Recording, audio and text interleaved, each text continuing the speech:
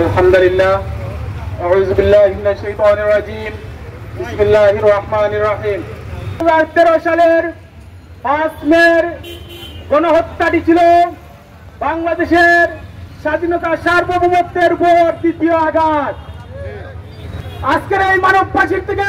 আমরা দাবি জানাচ্ছি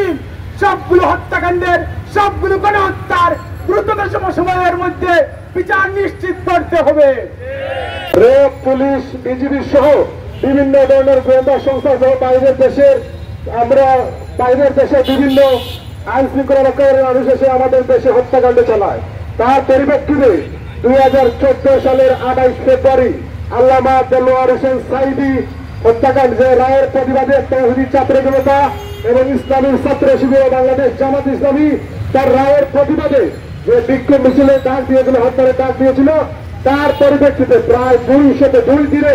200 মানুষকে হত্যা করা হয়। তার পরিপ্রেক্ষিতে যদি আমরা দেখি মোদী বিরোধী আন্দোলনে মোদী এই দেশে আগমন উপলক্ষে তাওহীদি জনতা যেভাবে প্রতিরোধ করে তুলেছিল, ঠিক তার পরিপ্রেক্ষিতে বায়তুল মুকাররম থেকে বাংলার প্রতিটি জায়গায় এক নারকীয় হত্যাকাণ্ড চালানো হয়। তার পরিপ্রেক্ষিতে দেখি আমরা আজকে যে স্বাধীন বাংলাদেশ পেয়েছি 2024 সালে, যাকে বলা হয় জুলাই আগস্ট গণহত্যা, এবং এই দাবিতে আয়োজিত মানব প্রাচীরে উপস্থিত